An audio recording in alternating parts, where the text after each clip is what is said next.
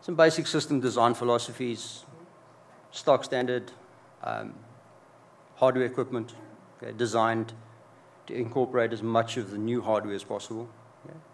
As with any technology, sort of new stuff lasts about a week. After that, it's old stuff. Okay, so we're starting to adapt, starting to convert the systems as well. Further developments. On the side there is a container, self-built container. It's a flat pack that can be put on the back of a truck, solar paneled roof with 3 digital doorway terminals inside. Okay, it's very, very light. It's made out of steel with a foamolite insert.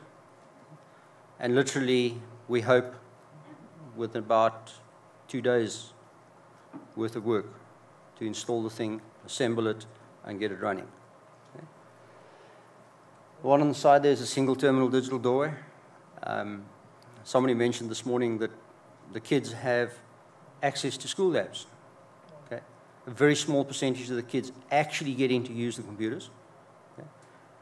And a large number of the computers run Windows. And the content leaves a little bit to be desired. Okay. So this was designed to be bolted outside the school, provide content to the computers inside the lab, as well as provide access to people in the village. They didn't have to go into the class to get the work done. In terms of some statistics, we've had people walking 8 hours to access the computer. Okay. We have 200 sites around the country which are extremely heavily utilized. Some sites have been reporting a 24-hour, 7-day-a-week activity on the terminals. And some last thoughts. Access does not imply inclusion. Okay. It's a very, very interesting thought. Just because you can access information doesn't mean that you're included in the big conversations, as Clay was mentioning. Thank you very much.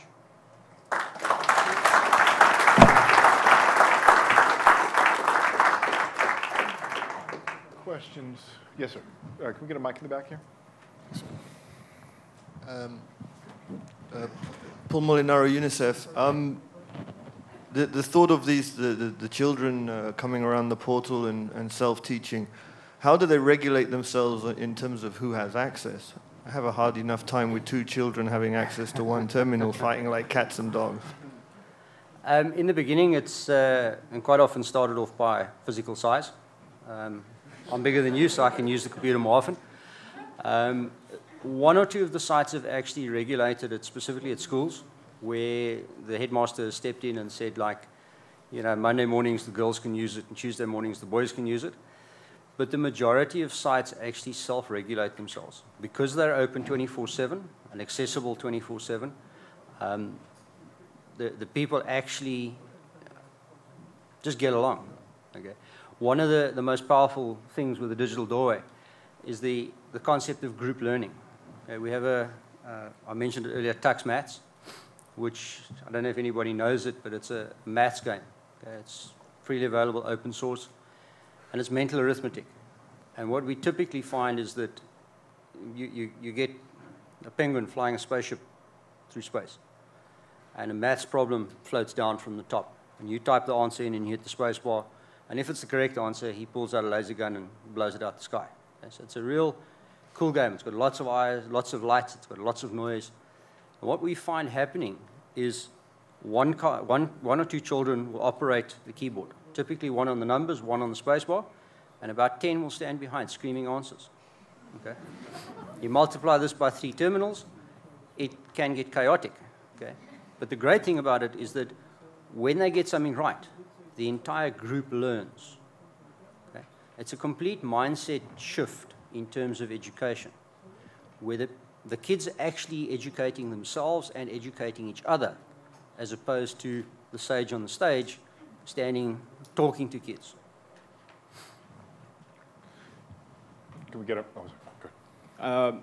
My name is Noel. I do consulting work. one of the amazing things that I'd like to just point out real briefly is the fact that governments within the United States still have a lot of road for this type of innovation for participatory societies. And as of 12:30 today, New York State government is soliciting ideas for how to close the budget gap from all of the internet. So if you go to nybudgetideas.org, anybody in the world can take a look at the New York State budget and figure out how to close the $1 billion deficit that the state has. And I'm kind of happy about that because that's one of my little pet projects that I've spent a few nights working on.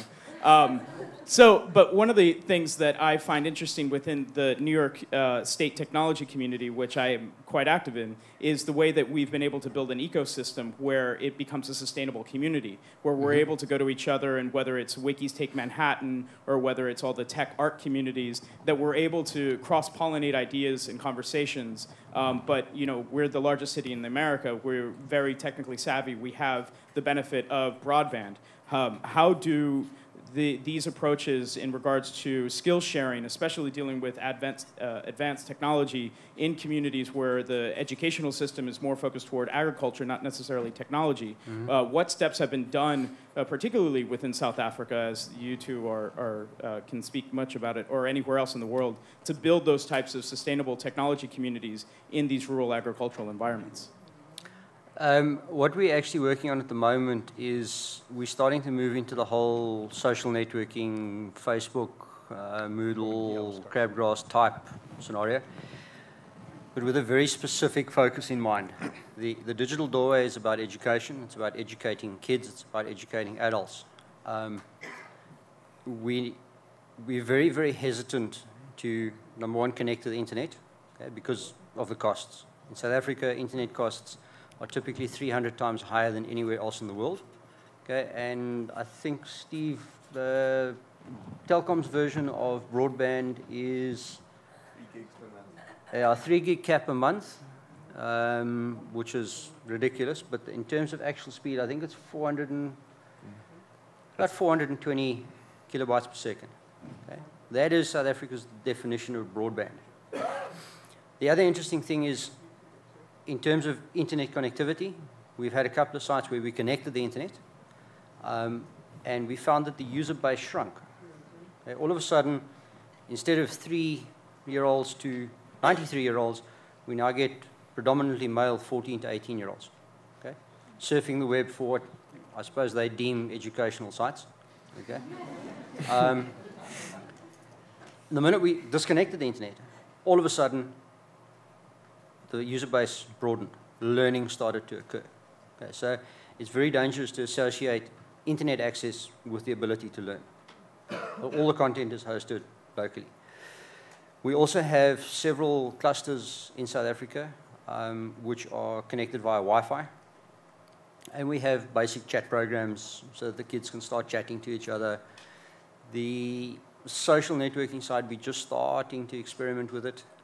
Looking predominantly at things like community bulletin board, where you can put community notices up and everybody can read them. A jobs board, where you can advertise, say that I'm a skilled painter and I'm available and this is my cell phone contact details, or you're looking for a plumber. Okay. A couple of other things we're looking at and toying with, which would be a little bit more challenging, is a community wish list. There's a lot of donors in the world that have a lot of money to donate. Okay. But if you donate to your traditional big charities, you're not sure exactly where that money's going. Okay. So our concept is, let's put up a community wish list where the community can say, listen, to make our lives a lot easier, we're going to need a water tank and we need a borehole.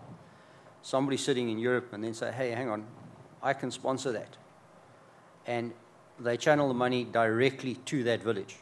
The village then goes and gets the tank and gets the borehole dug and puts the pump in and everything, and then takes photographs and publishes them back.